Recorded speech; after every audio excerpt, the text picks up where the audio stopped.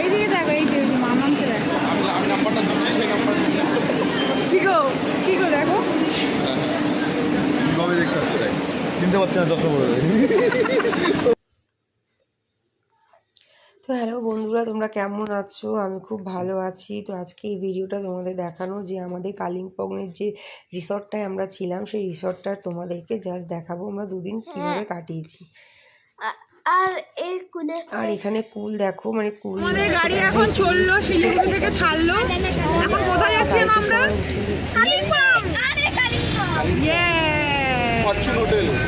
Fortune hotel Kalimpong. চলো, কি বলো বলো, কি বলতে চাচ্ছ বলো। কি বলতে চাচ্ছি?